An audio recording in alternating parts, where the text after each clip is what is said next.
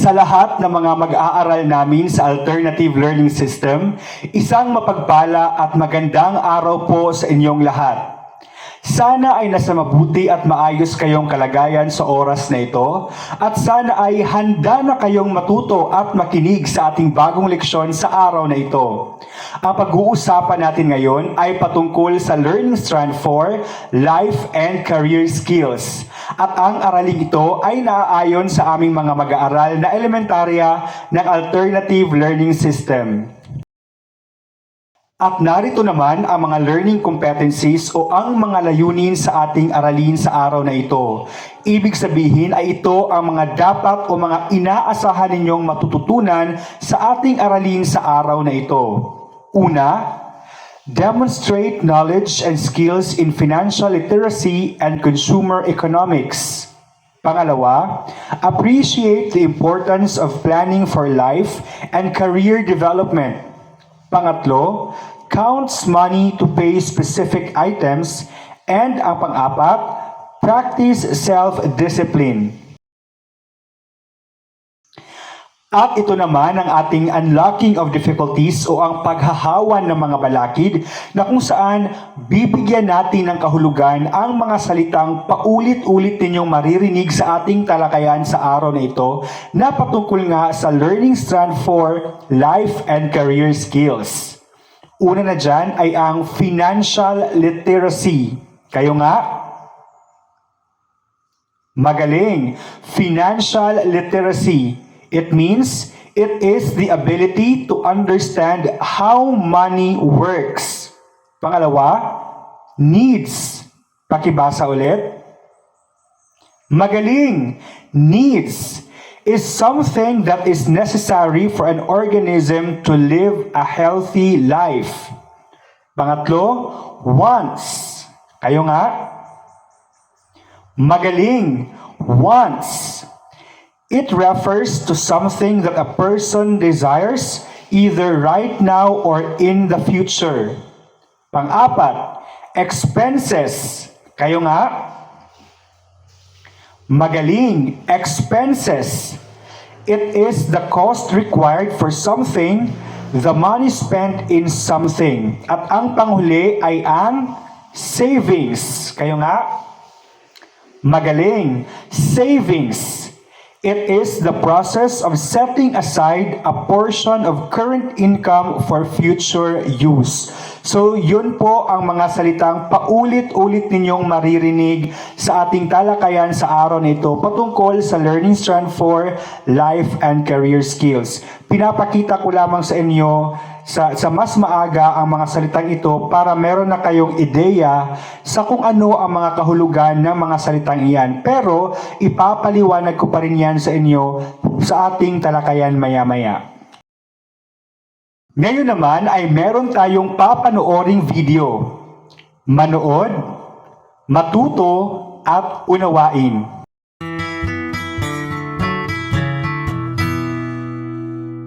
There's something I want at the store. It's new and it's awesome and I want it so bad. If it could be mine, I'd be so cool. I think that I need it. Wait, let me think things through. A need is something we require in our lives to survive. Water, home, clothes, or a car to drive. A want is something we would like to have but don't really need. Toys, desserts, games, candy, and jewelry. And once you're aware of wants and needs everywhere, you can jump up into the air and sing. I want, I need, I save my dough, I spend my money carefully. I want, I need, I make a plan. If I stick to it, I can do anything. It's tricky because wants can seem like needs, because your friends have it or look cool on TV. And as you grow up, your needs will too. But you'll be okay, cause here's what you do.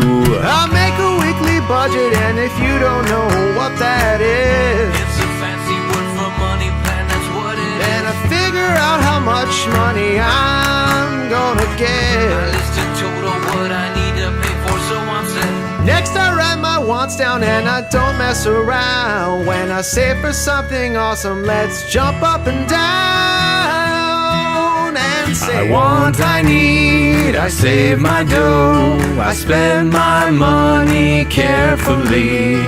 I want, I need, I make a plan. If I stick to it, I can do anything. Don't buy things without thinking it through. Keeping a budget is good for you.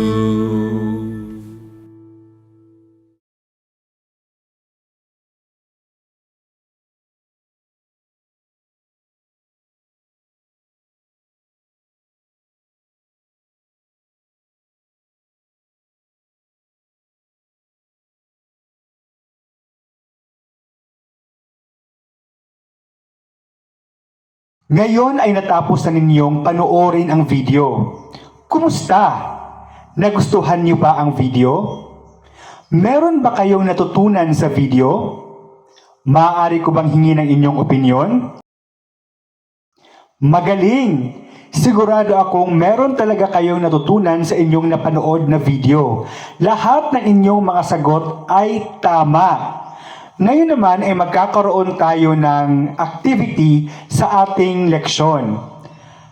Ang gagawin ninyo ay ika-classify ninyo ang inyong makikitang mga larawan kung para sa inyo ito ba ay wants o needs. Uulitin ko, magpapakita ako ng larawan. Pagkatapos ay susuriin ninyo kung ang larawang bang iyan na ipinapakita sa inyo ay kung para sa inyo ito ba ay wants o needs. Kung maalala ninyo sa ating paghahawa ng balakid, ay binigyan natin ng kahulugan ang wants at saka needs. So ngayon, sa ating activity, magpapakita ako sa inyo ng larawan at susuriin ninyo kung para sa inyo ang larawan bang ito ay wants o needs.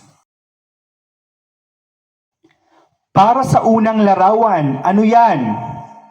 Magaling, yan ay refrigerator, na kung saan dyan natin nilalagay sa refrigerator ang mga pinamili natin na mga karne, mga gulay, mga prutas, itlog, at maging pagpapalamig ng tubig. So para sa inyo, ang refrigerator ba ay wants o needs? Para naman sa pangalawang larawan, yan ay magaling. Safeguard, isang sabon para sa katawan. So ginagamit natin ang safeguard o ang sabon na iyan para maging malinis at maging mabango ang ating katawan. Ngayon, ang sabon ba na safeguard o kahit na anong sabon panlinis sa katawan, ito ba ay needs natin o wants? Dito naman tayo sa pangatlong larawan. Alahas. Para sa inyo, ang alahas ba na yari sa ginto? O kahit na anong uri ng alahas, gawa man ito sa ginto, gawa man ito sa pilak, o sa kung anumang uri ng material. Para sa inyo, ang alahas ba ay wants o needs? At para sa panghuling larawan, ano yan? Magaling, yan ay bahay.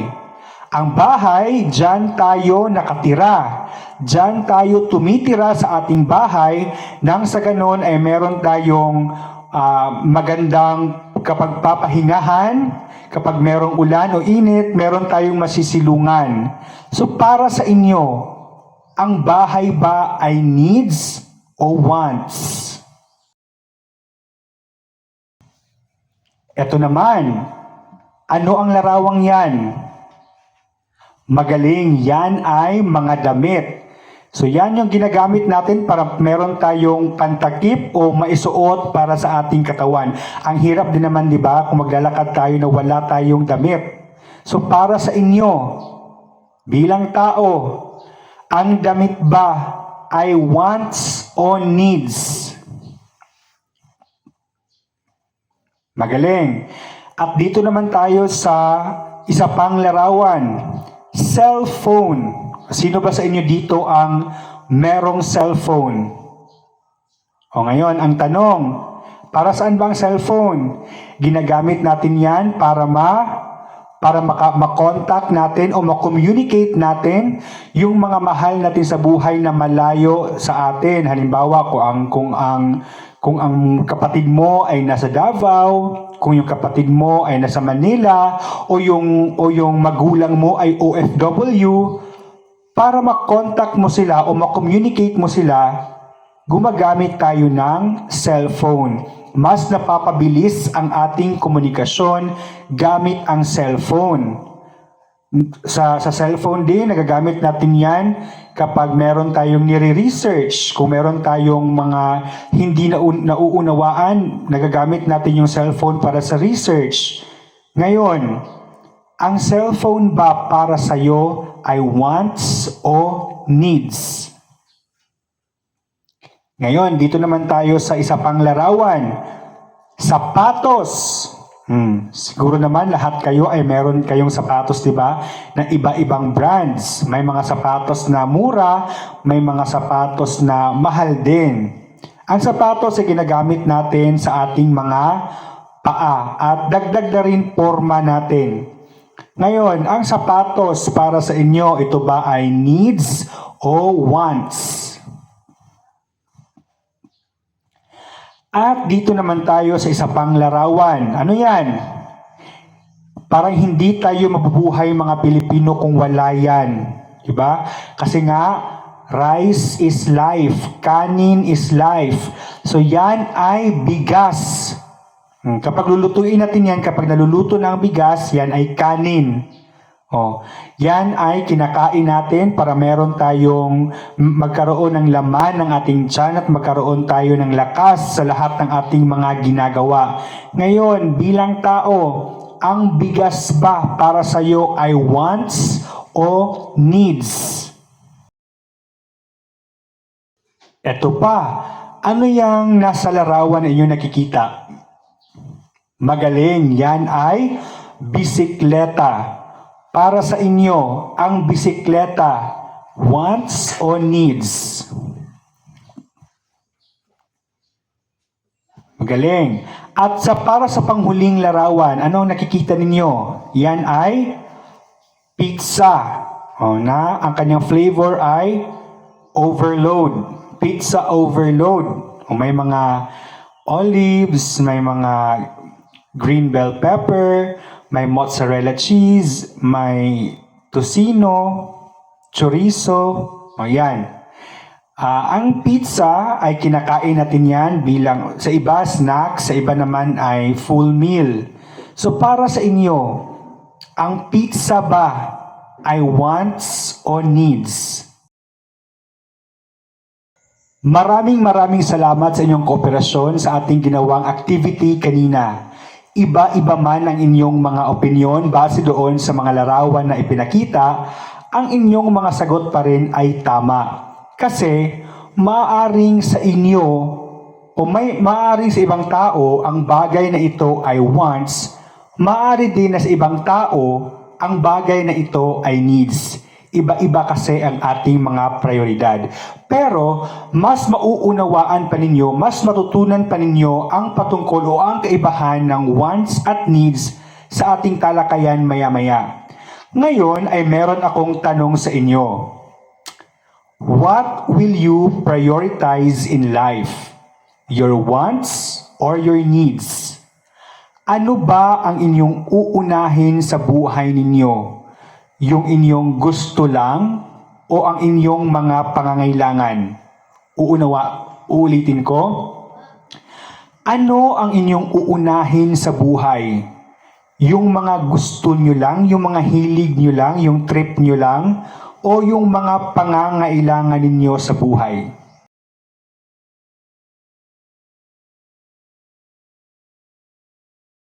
Base sa larawang inyong nakikita, ay mapapansin ninyo na merong isang bata na naguhulog ng coins sa kanyang alkansya na may nakalagay na future at now. Para sa inyo, ano ang ibig sabihin o ano ang inyong pagkakaunawa o pagkakaintindi sa larawang inyong nakikita ngayon.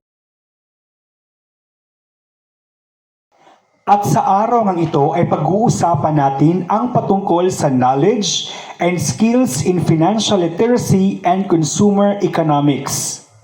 Alam ninyo, so lubhang mahalaga at napaka-importante ng araling ito na matutunan ninyo mga estudyante namin sa Alternative Learning System upang malaman at matutunan ninyo kung paano i-manage ang inyong mga pinaghihirapan na mga pera. Lalo pat alam kong kadalasan sa inyo ay may mga trabaho.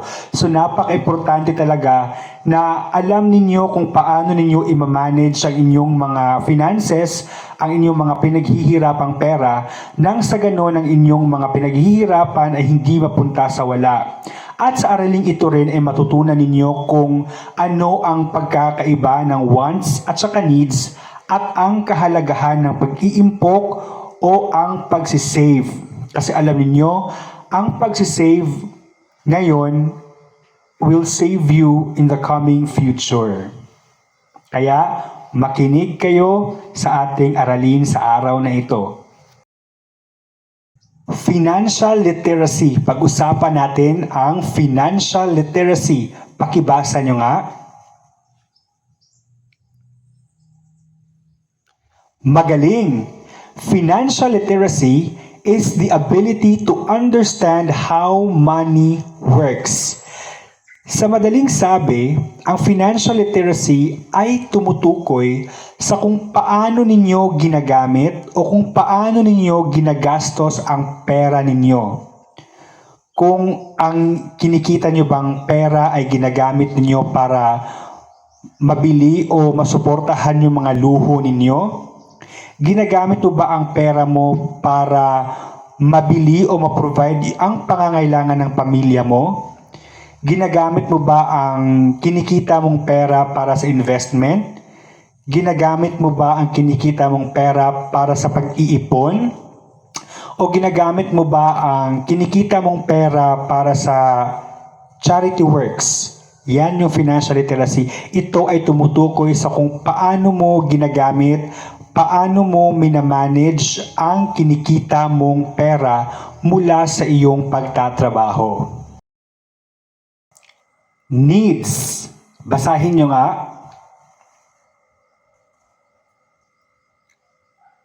Magaling. Needs is something that is necessary for an organism to live a healthy life. Ibig sabihin, sa madaling sabi, ang needs ay tumutukoy sa mga pangangailangan natin bilang tao. Pangangailangan. Ibig sabihin, hindi tayo mabubuhay kung wala ang mga bagay na ito. Yon ang needs. Ano ba ang mga halimbawa ng needs? Ano ba yung mga bagay na importante talaga sa ating mga tao para mabuhay, para makapag-survive sa mundong ito? Una, pagkain. Kailangan talaga natin kumain sapagkat ang pagkain ang siyang nagbibigay sa atin ng lakas ng ating pangangatawan. Ano pa yung mga kailangan talaga natin na hindi po pwedeng wala tayong ganyan? Bahay. Diba? Kailangan natin ng bahay para meron tayong matitirhan, komportableng matitirhan. Pangatlo, damit. Importante din talaga ang damit. Kasi ang hirap din naman, di ba, kung aalis ka ng bahay mo na wala kang saplot, wala kang damit. Kasi ang damit ay it also serves as a protection sa ating katawan. Ano pa ba yung mga kailangan talaga natin? Gamot, edukasyon, tubig. Yun lamang po ang ilan sa mga masasabi natin na needs o pangangailangan talaga nating mga tao. Kapag needs, ibig sabihin priority talaga natin yan. Ang mga needs, yun talaga ang dapat nating inuuna at yun talaga yun ang mga dapat pinagtutuunan natin ng budget sa ating mga budgetary requirements sa bawat buwan. Kanina ay napag-usapan natin ang patungkol sa needs. Ngayon naman ay unawain natin at pag-usapan natin ang patungkol sa tama, wants. Pakibasa nga.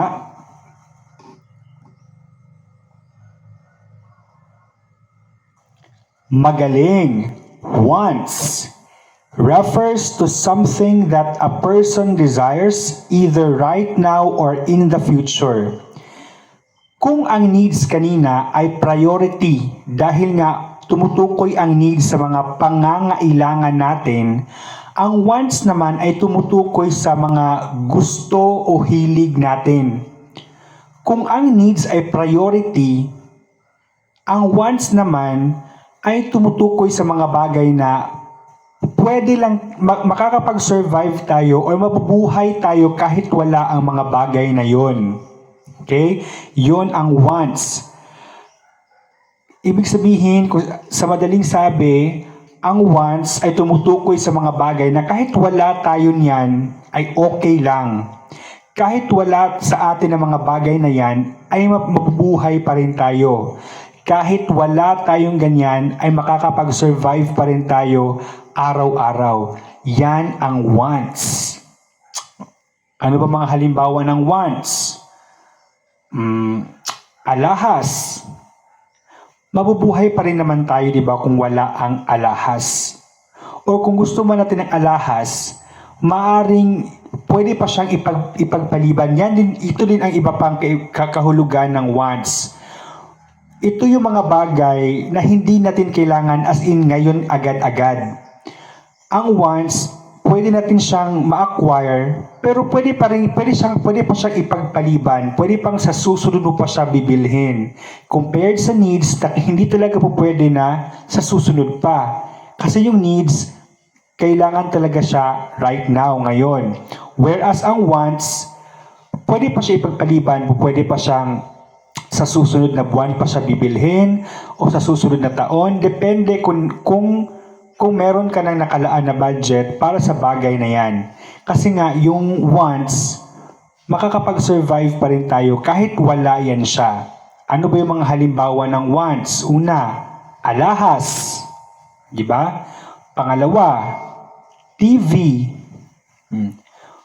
Pangatlo, ano pa ba ang mga halimbawa ng wants? Soft drinks.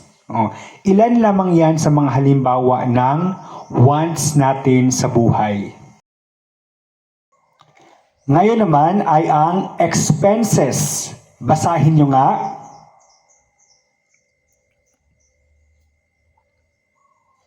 Magaling. Expenses, the cost required for something or the money spent on something. Ibig sabihin, ang expenses ay tumutukoy sa mga ginagastos natin o yung mga perang ating inilalabas mula sa ating bulsa o mula sa ating wallet. At ngayon, tanong, saan ba tayo kumukuha ng panggastos? Di ba? Kinukuha natin yung expenses natin o yung mga pinanggagastos natin sa mga binibili natin doon din sa perang pinaghihirapan natin na kitain araw-araw. So that only means na kapag tayo ay gagastos, dapat pag-isipan nating mabuti kung kailangan ba talaga nating bilihin ang bagay na yan o hindi. Kapag tayo ay bibili, sisiguraduhin natin na ang ating binibili ay ang mga pangangailangan natin sa bahay, pangangailangan ng ating mga anak, pangangailangan ng ating mga asawa, pangangailangan ng ating pamilya, o talagang pangangailangan ng ating sarili. Nang sa ganon ay hindi masayang o hindi mapunta sa wala, o hindi masayang ang ating mga pinaghihirapan. At alam ninyo, importante talaga na kapag tayo ay namimili, meron din tayong mga listahan ng ating binibili, ng ating mga bibilhin, nang sa ganon ay hindi lalagpas sa ating budget yung ating magagastos o hindi lalagpas sa ating budget ang ating mga binibili. Lalo pa na sa panahon ngayon, ang mahal-mahal na ng mga bilihin.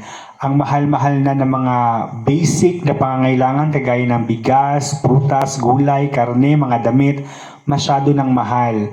So, nararapat din na para hindi masayang yung mga pinaghihirapan nating pera, pinaghihirapan nating mga kinikita, dapat ay isinasaalang-alang natin o iniisip talaga natin yung mga kailangan talaga nating bilhin para yung mga mabibili natin ay yung mga pangangailangan talaga ng ating pamilya. At dapat din talaga na pinag-iisipan natin yung ating mga ginagastos nang sa ganon ay para hindi tayo magtataka kung saan napunta yung mga pera natin dahil hindi natin pinag-iisipan yung ating mga expenses o yung ating mga pinanggagastos. At ngayon naman ay pag-usapan natin ang patungkol sa savings. Pakibasa nga.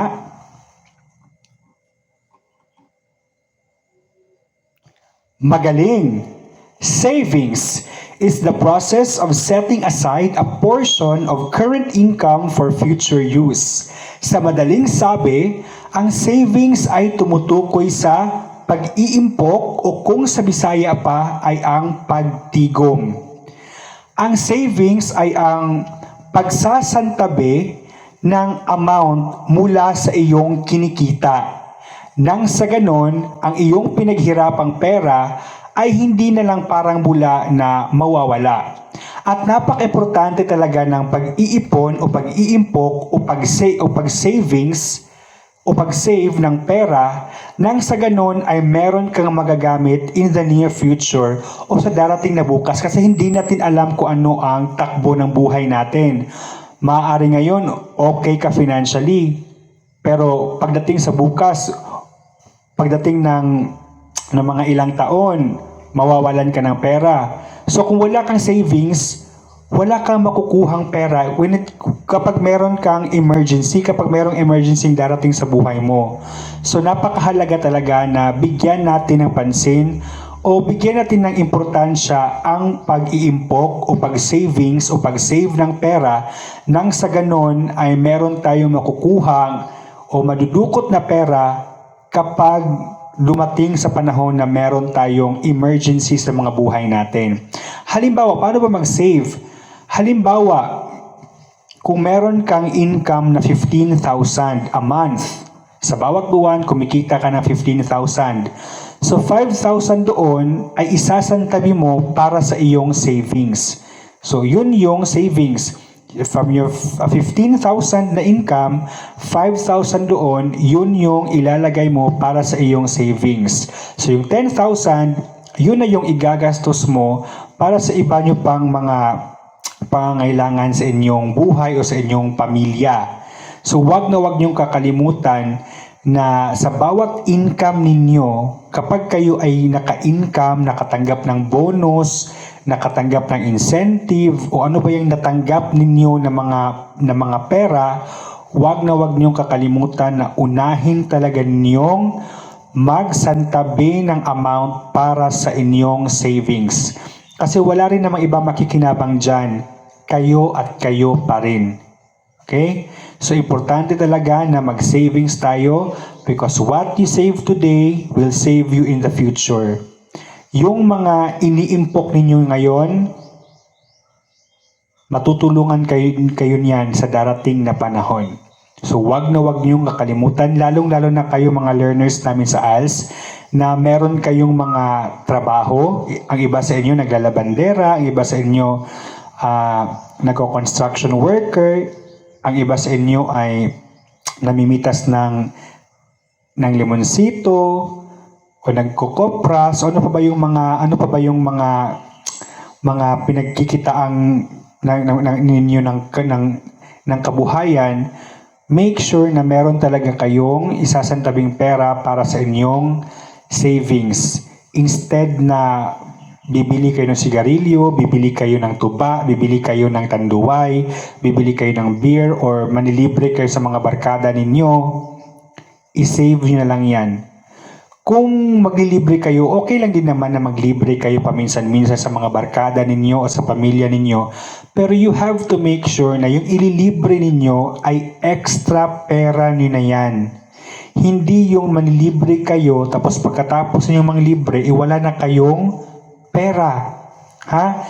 So wag na wag ninyong kakalimutan na unahin talaga ninyong mag-impok, unahin ninyong mag-ipon, unahin ninyong mag-save ng pera bago kayo gagasto sa ibang bagay na hindi naman kailangan. At napag-usapan nga natin ang patungkol sa knowledge and skills in financial literacy and consumer economics na kung saan ating napag-usapan ang patungkol sa financial literacy, needs, wants, expenses at savings. Naway naunawaan, natutunan at tumatak sa inyong puso at isipan ang ating mga ginawang discussions at pag-uusap patungkol sa paksang ito sapagkat alam na alam ko na importante itong matutunan ninyo at importante ito lalong-lalo na at meron kayong mga kanya-kanyang mga trabaho sa inyong mga buhay bilang mga estudyante namin sa Alternative Learning System. At ngayon nga ay meron akong tanong sa inyo. How important is savings to you? O gaano ba kahalaga ang pag-iipon para sa inyo? Ngayon naman ay magkakaroon tayo ng activity at ito ay tinatawag na role-playing.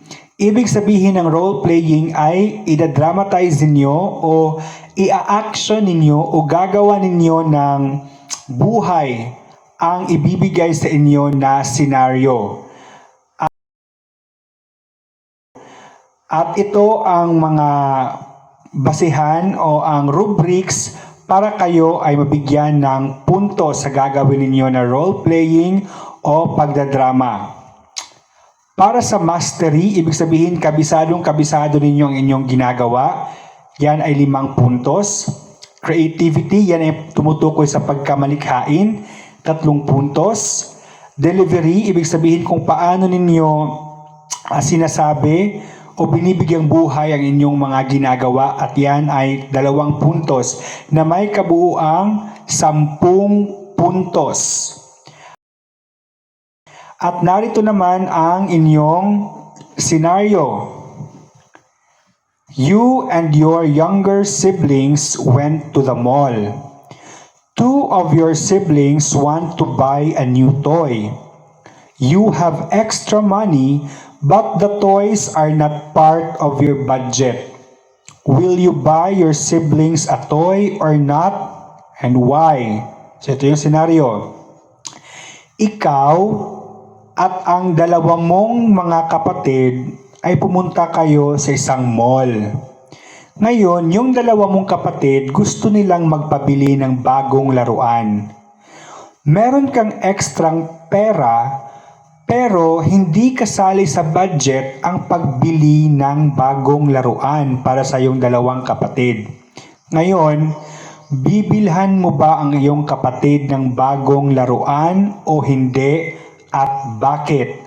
So ito ang senaryo ha, yan ang senaryo. Pumunta kayo sa mall, kasama mo ang dalawa mong nakababatang kapatid, yung 2 mong kapatid gusto mong pabili ng laruan, tapos meron kang pera pero ang perang yon ay hindi kasali sa budget ang pagbili ng laruan. So ano ang gagawin mo sa kapatid mo? Bibilihan mo ba sila ng bagong laruan o hindi? So yan ang senaryo, yan ang iyong gagawa ng role-playing o dramatization. Good luck, meron lamang kayong 10 minuto para mag-ensayo, mag-practice at mag-usap-usap ng inyong mga kagrupo. At sa inyong presentasyon ay meron lamang kayong 2 hanggang 3 minuto. Galingan ninyo.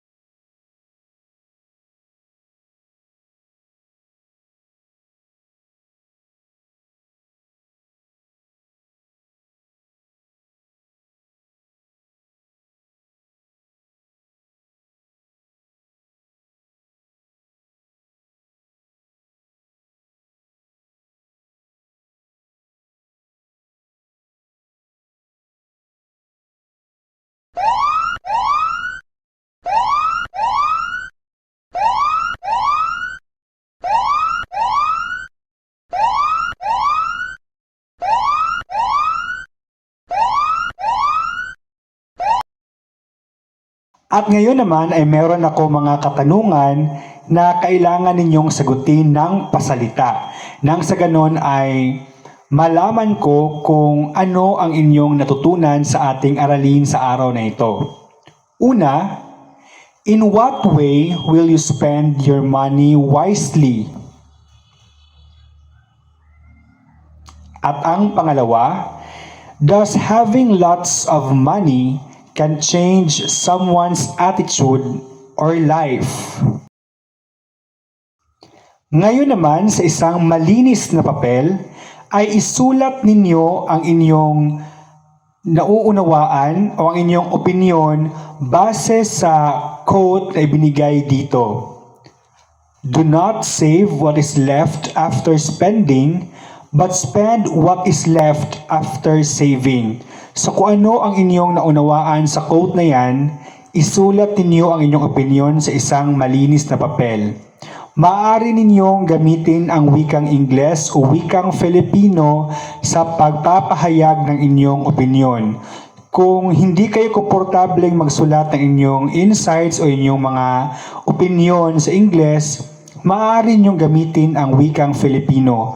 Kung gusto niyo namang gamitin ang wikang Ingles, ay pwede rin kung kayo ay komportableng ipahayag ang inyong mga opinion sa wikang Ingles. Ulitin ko, sa isang malinis na papel, isulat ninyo ang inyong ideya o ang inyong opinion sa ibinigay na quote.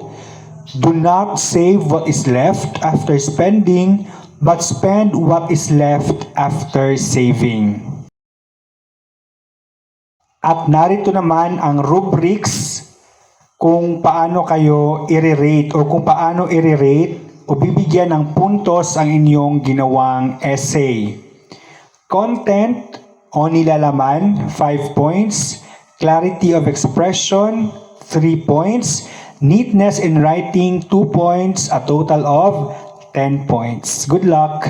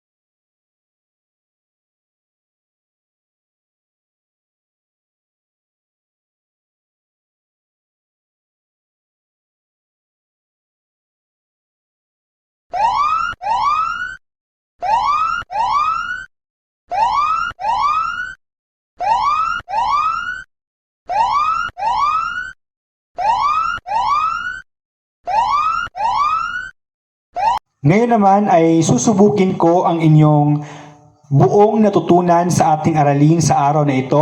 Magkakaroon tayo ng formative assessment at bibigyan ko lamang kayo ng 15 minuto para sagutin ang inyong formative assessment.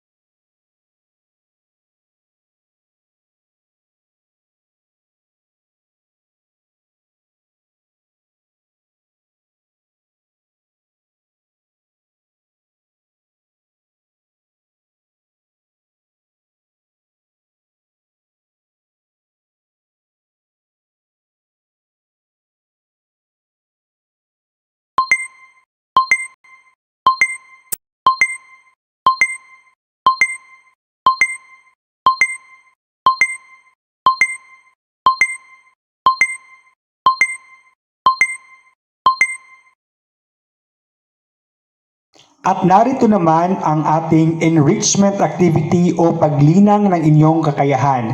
Ito ay gagawin nyo na sa inyong mga bahay. At ito ay tinatawag na draw me o kailangan ninyo itong iguhit. Ito ang situation o scenario.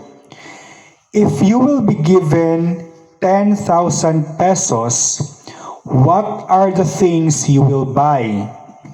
Indicate also the price of what you buy. Make your drawing presentable, creative, and beautiful. Put design on your work. Ito yung panuto sa inyong enrichment activity. Ito ang instruction ha, pinaka-importante instruction. Iguguhit ninyo ang inyong mga gagawin. Hindi kayo kukuha ng larawan mula sa magazine or sa internet tapos gugupitin ninyo tapos ididikit. Hindi. Iguguhit ninyo ang mga bagay na ito. Kapag kayo ay binigyan ng 10,000 pesos or 10,000 piso, ano-ano ang mga bagay na bibilihin mo sa halagang 10,000 piso? So, iguguhit mo. Iguguhit mo yung mga bagay na bibilhin mo sa halagang 10,000 piso. Kayo na bahala kung ilang bagay ay inyong gustong bilhin. Basta't yan ay 10 sa halagang 10,000 piso. Tapos, ilalagay nyo rin sa baba ng inyong iginuhit ang presyo ng bagay na yan. Halimbawa, meron kang 10,000 pesos. Tapos bibili ka ng sapatos o iguguhit mo yung sapatos. Tapos ibaba ng sapatos, ilalagay mo rin ang presyo ng sapatos na yan. O halimbawa, ang sapatos na yan ay 2,500. O, so meron ka pa natitirang 7,500. O halimbawa, bibili ka ng speaker. O iguguhit mo yung speaker. Tapos ilalagay mo sa baba ang presyo ng speaker. Halimbawa, 3,500. O magkano na yon? 6,000 na, o meron ka na lang 4,000. O bibili ka na naman ng isang sakong bigas, 50 kilos na bigas. O halimbawa, yung bigas ay nagkakahalaga ng 3,500. O so meron ng ibaba, iguguhit mo yung bigas, tapos sa baba ng bigas ay yung amount na 3,500. So ang total na nabili mo ay 9,500. Meron ka pang 500. O ibibili mo yung 500 ng 1 kilong karne ng baboy. Iguguhit mo yung karne ng baboy, tapos sa ibaba niyan ay ilalagay mo yung presyo na 500 pesos, worth 10,000 pesos. So kayo na ang bahala kung ano yung mga bagay na gusto nyong bilhin sa halagang 10,000 pesos. At siguraduhin ninyo na malinis ang inyong pagkakaguhit at maging malikhain sa inyong paggawa ng inyong proyekto at lagyan din ng disenyo ang inyong proyekto. At narito naman ang kanyang batayan sa pagwawasto ng inyong proyekto. Relevance to the topic, ibig sabihin, yung ginawa ninyong project, yung mga iginuhit ninyo, ay meron siyang connection sa ating pinag-usapan. Yan ay 10 puntos. Creativity, pagkamalikhain, 10 puntos. Neatness in drawing, yung kalinisan sa inyong proyekto, yan ay 10 puntos. Sa total of 30 points. So, galingan ninyo ang inyong pagguhit at galingan ninyo ang paggawa ng inyong proyekto.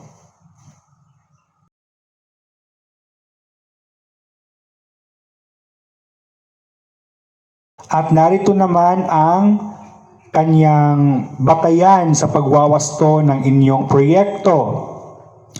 Relevance to the topic, ibig sabihin, yung ginawa ninyong project, yung mga iginuhit ninyo, ay meron siyang connection sa ating pinag-usapan. Yan ay 10 puntos. Creativity, pagkamalikhain, 10 puntos. Neatness in drawing, yung kalinisan sa inyong proyekto, yan ay 10 puntos. sa total of 30 points. So galingan ninyo ang inyong pagguhit at galingan ninyo ang paggawa ng inyong proyekto. At dito nga nagtatapos ang ating talakayan sa Learning Strand 4, Life and Career Skills Elementary Level, na kung saan pinag-usapan natin ang patungkol sa knowledge and skills in financial literacy and consumer economics. Maraming salamat sa panahon na inyong ibinigay sa ating classes Alternative Learning System sa araw na ito. Ako nga pala ang inyong guro. Ako si Ginoong Benjamin C. Polinar Jr.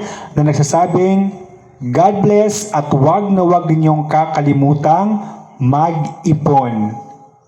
Magandang araw sa ating lahat.